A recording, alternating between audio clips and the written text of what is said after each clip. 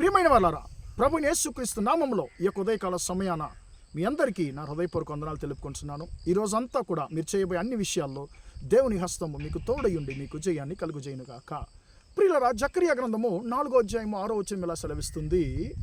జెరుబాబేలుకు ప్రత్యక్షమగు యెహోవా వాక్కు ఇదే, శక్తి చేతనైనను బలము చేతనైనను కాక నా ఆత్మ వలనే ఇది జరుగునని సైన్యములకు అధిపతి యెహోవా సెలవిచ్చును అనేటువంటి మాటను ఇక్కడ మనం చదువుతున్నామండి. ప్రియులారా, ఈ మాట ఈరోజు ఉదయకాల సమయాన మనందరిని చూసి మన దేవుడైనటువంటి యెహోవా అంటున్నాడు, నా కుమారుడా, నా కుమార్తె, నువ్వు ఎదురు చూసేటువంటి కార్యాలు నీ శక్తి చేత, మనుషుల యొక్క బలము చేత చేయలేరు. అది కాదు, నా ఆత్మ వలన సమస్తము జరుగునని దేవుడు నీతో నాతో మాట్లాడుతున్నాడు. ప్రియులారా, ఈ మాట జెరుబాబేలు అనేటువంటి ఒక వ్యక్తికి దేవుని యొక్క ప్రవచనంగా ఒక మాట ఉందండి. ఈ జెరుబాబేల్ అంటే అర్థం ఏంటండి? జెరు అంటే విత్తనము, బాబేల్ అంటే బబులోను అంటే బాబేల్, మనకు బాగా తెలుసు అండి. బాబేలు గోపురం మనకు బాగా తెలుసు.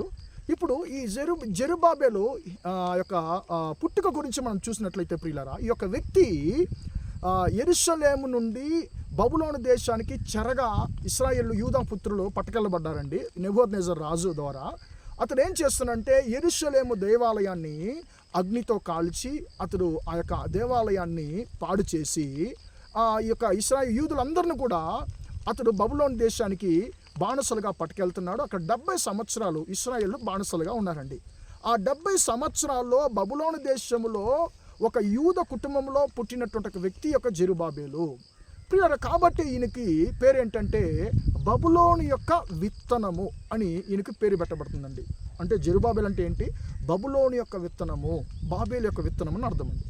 ఇప్పుడు దేవుడు ఏమంటున్నాడు, యెహోవా ఏమంటున్నాడు జెరుబాబేలుతో, జెరుబాబేలు, నువ్వు బబులోనులో పుట్టినటువంటి ఒక వ్యక్తివి, నీతో నేను బబులోను దేశ రాజు యూదా దేశములో ఏ మందిరాన్ని అయితే అతడు కాల్చివేసి పాడు చేశాడో ఆ మందిరాన్ని బబులోనులో పుట్టినటువంటి నీ ద్వారా నేను మళ్ళీ కట్టించబోతున్నాను.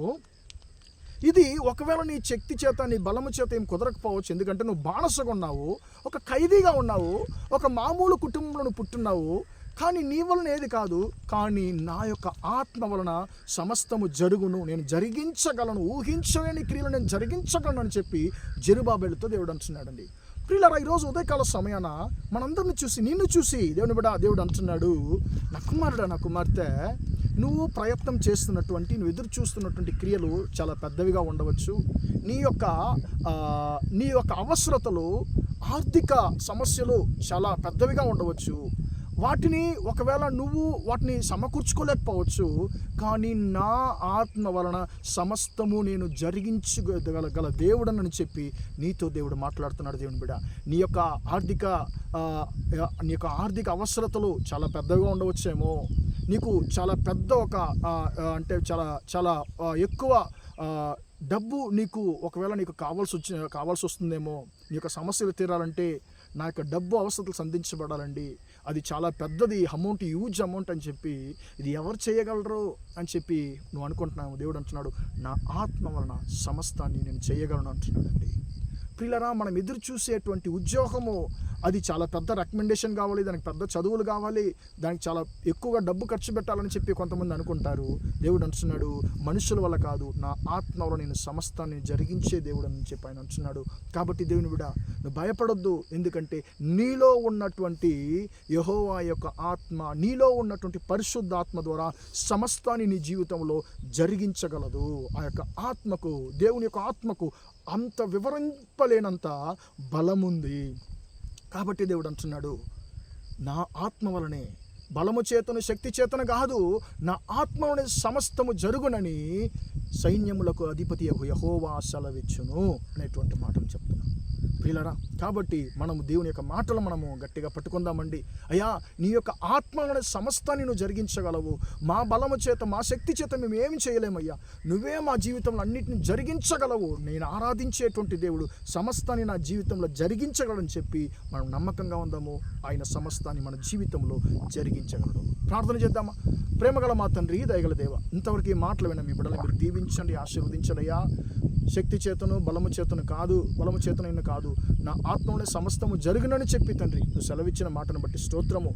మీ బిడ్డల యొక్క జీవితంలో తండ్రి అసాధ్యమైనటువంటి కార్యాలు తండ్రి, జరగలేని క్రియలు తండ్రి, ఊహించలేని క్రియలు తండ్రి జరిగించు దేవుడు తండ్రి. మీ ఆత్మ, బలమైన ఆత్మ ద్వారా తండ్రి వాటన్నిటిని కూడా తండ్రి స్తోత్రం మీరు జరిగిస్తానని చెప్పి వాగ్దానం చేసిన కృపను బట్టి స్తోత్రము. ఈ యొక్క మాట తండ్రి మా సహోదర సహోదరుల యొక్క జీవితంలో తండ్రి 100% నెరవేరునుగా కానీ ప్రార్థిస్తున్నాను తండ్రి. వీరంతా ఈ రోజంతా కూడా మీ బిడ్డలు చేసే అన్ని విషయాల్లో మీ హస్తం తోడిని వారిని ఆశీర్వదించమని యేసు నామములో ప్రార్థించి అడిగి వేడుకొంటున్నాను తండ్రి. ఆమేన్, ఆమేన్. ప్రియులరా, దేవుడు మిమ్మల్ని దీవించి ఆశీర్వదించును గాక. Praise the lord.